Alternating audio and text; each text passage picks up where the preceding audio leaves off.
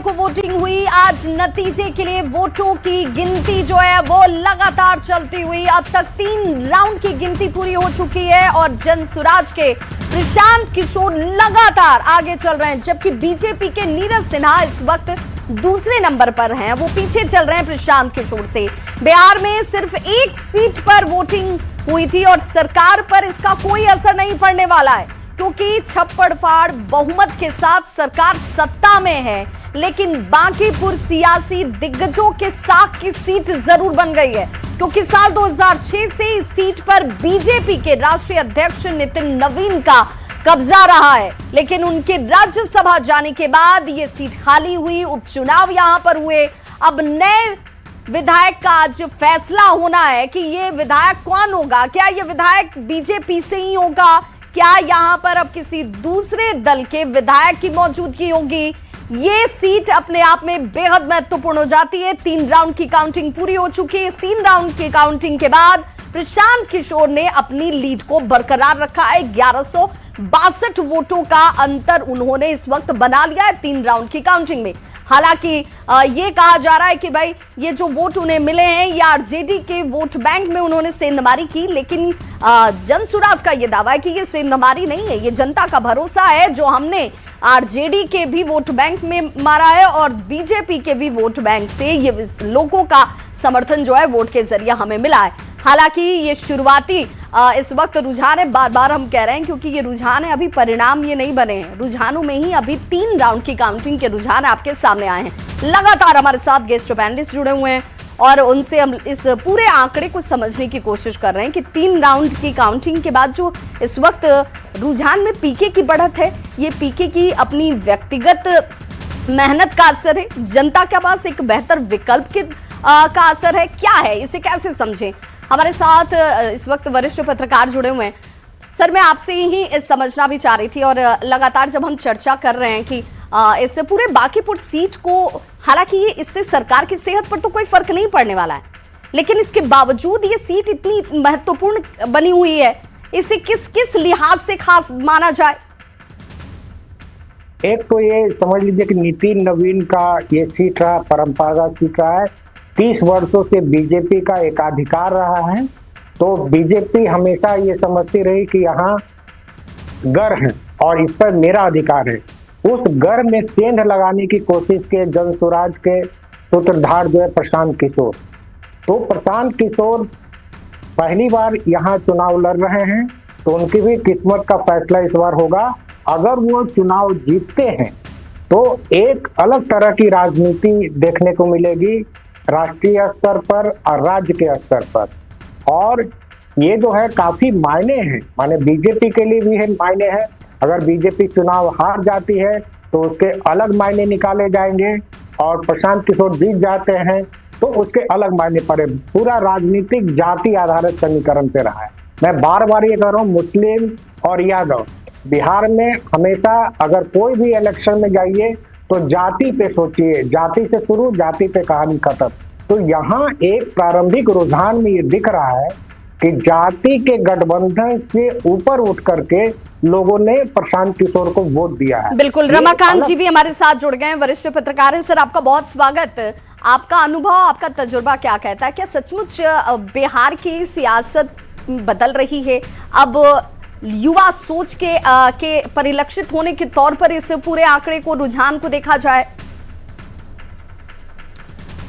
दीदी की एक बात तो समझ लेनी होगी कि बांकीपुर विधानसभा उपचुनाव में जो बातें निकल कर आ रही है कि अब जो केवल बिहार में वोट होंगे वो केवल भाजपा को पसंद करने वाले या राजद को नापसंद करने वाले के बीच नहीं होगी। एक नया वोट वर्ग तैयार हो रहा है जो समान रूप से बीजेपी और राजद से भी दूरी बना करके अपनी पहचान बनाना चाहता है।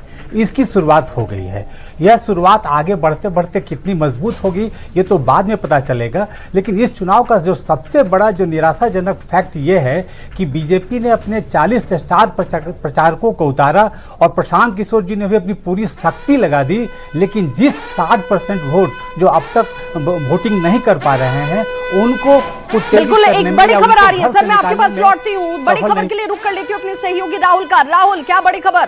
बिल्कुल, और बड़ी खबर चौथे राउंड को लेकर है, और इस चौथे राउंड में भी प्रशांत किशोर आगे चल रहे हैं, यानी कि पहला, दूसरा, तीसरा और अब चौथा राउंड जिसमें प्रशांत किशोर का दबदबा, जनसुराज का दबदबा लगातार देखने को मिल रहा है। और जो आंकड़े सामने आ रहे हैं वो आंकड़े बता रहे हैं कि प्रशांत किशोर को अब तक 6,269 वोट मिले हैं, नीरज सिन्हा को 5,124 वोट मिले हैं, जबकि रेखा गुप्ता को 884 वोट मिले हैं। प्रशांत किशोर 1145 वोट से इस चौथे राउंड में आगे चल रहे हैं। हालांकि जो आंकड़ा है अंतराल का वो थोड़ा जरूर कम हुआ है, इससे पहले 1162 वोट से आगे चल रहे थे, लेकिन अब इस चौथे राउंड में प्रशांत किशोर 1145 वोट से आगे चल रहे हैं। लेकिन चौथे राउंड में भी बढ़त बनाए रखना प्रशांत किशोर के लिए शुभ संकेत है, जनसुराज के लिए शुभ संकेत है, और ये आंकड़े यही कह रहे हैं विभाग। की गिनती पूरी हो चुकी है। चौथे राउंड की गिनती के बाद 6,259 वोट जो हैं वो प्रशांत किशोर के पास गए हैं। और यही रमाकांत जी से भी जब हमारी चर्चा हो रही है तो रमाकांत जी भी यही कह रहे हैं कि ठीक है, इसका एक पहलू ये तो जरूर है, लेकिन दूसरा पहलू भी बहुत ज्यादा महत्वपूर्ण हो जाता है कि आखिर जो एक बड़ा वोट बैंक है जिसे वोट करना चाहिए था वो वोट करने से पीछे क्यों रह रहा है। रमाकांत जी, कोशिश यही थी कि हम अपने प्रचार के दौरान हम उस 60% को बाहर निकालें जो अब तक वोट नहीं दे चुके हैं। वो आखिर कौन से लोग हैं? या तो वो बीजेपी को भी पसंद नहीं कर रहे हैं और राजद को भी पसंद नहीं कर रहे हैं, लेकिन उसके बावजूद जब वोट परसेंट लगभग 35% हुआ तो यह आपको मान के चलना होगा कि ये वो वोटर जो हैं वो निश्चित रूप से पूरे तरह से डेडिकेटेड हैं, जो कि अपना वोट कर रहे हैं, चाहे वो बीजेपी के पक्ष के हों चाहे वो प्रशांत किशोर के पक्ष के हों। हाँ, लेकिन एक बात जरूर है कि जीत हार के क्रम में एक बात उभर कर आई है कि हराने वालों में प्रशांत किशोर की पार्टी को लोगों ने पसंद किया। जो चाहते हैं कि बीजेपी हारे, जो कल तक राजद को वोट देते थे, उन्होंने प्रशांत किशोर को पसंद किया। और उसका अंतर साफ साफ दिख रहा है कि प्रशांत किशोर लगातार आगे चल रहे हैं और बीजेपी कहीं नहीं है। बिल्कुल, बीजेपी कहीं नहीं है, प्रशांत किशोर आगे चल रहे हैं और राजद कहीं नहीं है। लेकिन मैं बिल्कुल, अब आरजेडी के नेता क्या खुद को भी इससे पहले ही मानकर बैठे हुए थे, क्योंकि उन्होंने अपना 100% दिया भी नहीं। रमाकांत जी, उन्होंने अपना 100% लगाया भी नहीं। वो पहले से ही ये सोचकर चल रहे थे कि संभवतः या तो वो इस रेस में है ही नहीं, वो चुनाव लड़ ही नहीं रहे थे। उनके नेता आखिर के 2 दिनों में आकर एक फॉर्मेलिटी जैसा निभाकर उम्मीदवार के लिए चले गए, इसीलिए सवाल उनसे पूछा जा रहा था। हमारे साथ तारिक अनवर जी भी जुड़ गए हैं जेएसपी से। तारिक जी, अभी इस 4 राउंड की गिनती के बाद आप लोगों के अंदर तो जरूर उत्साह भर गया होगा कि भाई हम जैसा सोच रहे थे वैसा हो रहा है। नहीं, ऐसा जैसा हम लोग सोच रहे थे मुझे लगता है कि उससे बिल्कुल ही अलग हुआ है, क्योंकि जो पहला राउंड, दूसरा राउंड और तीसरा राउंड जहां से हो रहा है, हम लोग अपने आप को ये मान रहे थे कि हम लोग यहाँ थोड़े कमज़ोर रहेंगे, क्योंकि ये जो क्षेत्र है जहाँ से 1 नंबर से जो शुरू होता है, भारतीय जनता पार्टी पिछले सभी चुनाव में 80 से 85% वोट वहाँ लेती थी, लेकिन इस बार वहाँ हम लीड कर रहे हैं। इसका मतलब ये है कि जैसे जैसे हम आगे की तरफ बढ़ेंगे वैसे ही जनसुराज पार्टी का जो मार्जिन होगा वो काफ़ी बड़ा होता चला जाएगा, क्योंकि जब बाकरगंज के इलाके में जाएंगे, सब्जी बाग के इलाके में जाएंगे, करबीगहिया जाएंगे, सिपारा की तरफ जाएंगे, तो ये मार्जिन बहुत बड़ा हो जाएगा। तारिक, आप बताना चाहेंगे क्या कि अभी जो 4 राउंड हुए हैं ये कौन कौन से इलाके के हैं? जैसा आप कह रहे हैं कि ये तो बीजेपी की सीट रही है। अभी तक जो हमारी सूचना है 5 राउंड हो चुके हैं और 5 राउंड में हम लोग 2000 से ज्यादा वोटों से आगे हैं। और ये जो इलाका था, ये एसके पुरी का इलाका है, ये एएन कॉलेज का इलाका है, ये जो बोरिंग रोड, जो एलिट लोग यहाँ रहते हैं, जो भारतीय जनता पार्टी का ये गढ़ हुआ करता था, यहाँ से ये सारे काउंटिंग शुरू हुई है। और जैसे जैसे थोड़ा इंटीरियर की तरफ जाएंगे, हमारे सहयोगी वहाँ मौजूद है जहाँ पर ये काउंटिंग चल रही है, और सीधे रवि का रुख कर लेती हूँ। रवि, जैसा कि जनसुराज की तरफ से कहा जा रहा है कि 4 राउंड नहीं, अभी तो हमारे पास जो जानकारी आ रही है कि 5 राउंड की गिनती पूरी हो चुकी है।